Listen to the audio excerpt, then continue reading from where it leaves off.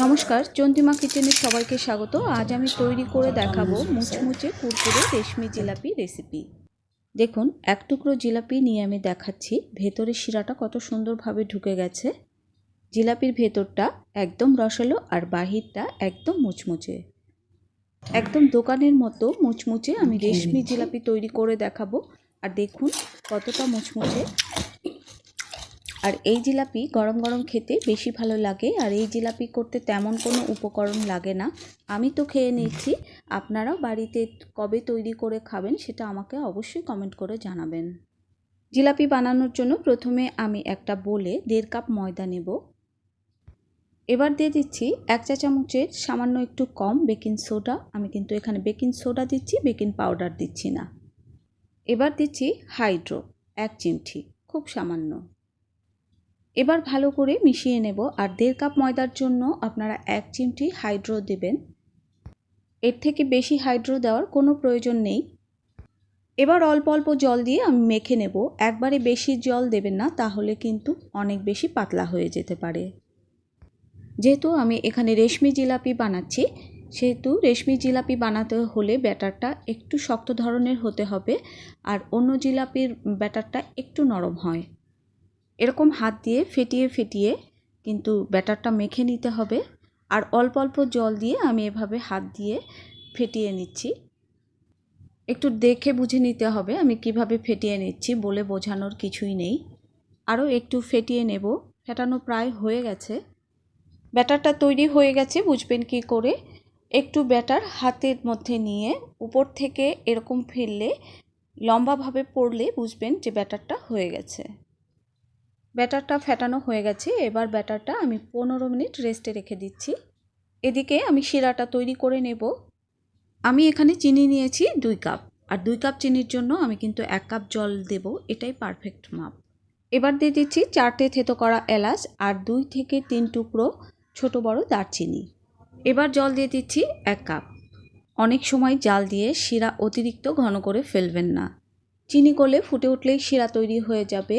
আর এই জিলাপি বানানোর জন্য ঘন শিরা প্রয়োজন, পাতলা শিরা দিয়ে কিন্তু এই জিলাপি হবে না। শিরা পাতলা হয়ে গেলে জিলাপিগুলো কিন্তু মুচমুচে থাকবে না, আর খেতে ভালোও লাগবে না। শিরাটা তৈরি হয়ে গেছে আর শিরাটা পরে কিন্তু স্বচ্ছ হয়ে যাবে। জিলাপিগুলো ভাজার জন্য আমি ফ্রাইং প্যানে তেল দিয়ে দিয়েছি। আর এখানে অতিরিক্ত তেল দেওয়া যাবে না। জিলাপি ছাড়ার পর জিলাপি ডুবে যায় এমন মাপে তেল দিতে হবে। আমি জিলাপি বানানোর জন্য পাইপিং ব্যাগ নিয়েছি। আপনারা সসের বোতল বা জলের বোতলের মুখটা ফুটো করে এই জিলাপিগুলো বানিয়ে নিতে পারবেন। আর একটু লক্ষ্য করুন, ঘনত্বটা ঠিক এমন হবে। আমি পাইপিং ব্যাগটা একটা মগের মধ্যে নিয়েছি, আপনারা চাইলে গ্লাসের মধ্যেও নিতে পারেন, এতে ব্যাটারটা ভরে নিতে সুবিধা হবে। এবার আমি অল্প অল্প ব্যাটার পাইপিং ব্যাগে এভাবে ভরে নেব। এবার পাইপিং ব্যাগের মুখটা আমি কেটে নেব। খুব ছোট্ট করে কেটে নিতে হবে, কারণ এই জিলাপির ব্যাটারটা খুব সরু হয়ে পড়বে, এই জন্য খুব ছোট্ট করে কেটে নিতে হবে।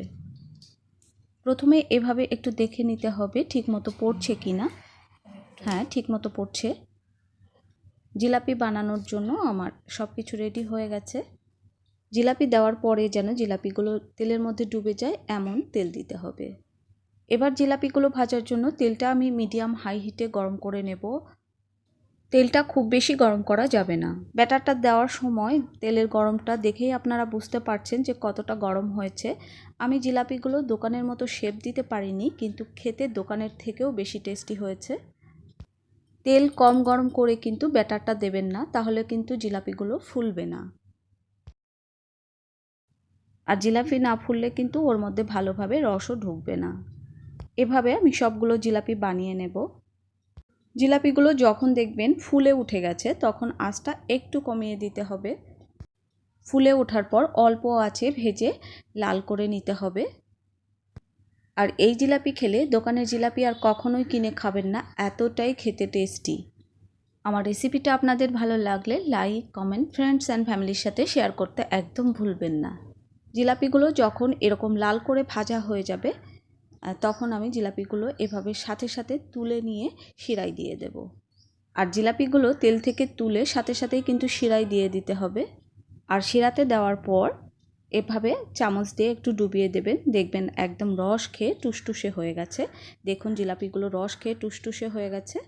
এভাবে আমি সবগুলো জিলাপি বানিয়ে নেব। সবাই সুস্থ থাকুন, ভালো থাকুন। আবার দেখা হবে অন্য কোনো নতুন রেসিপি নিয়ে।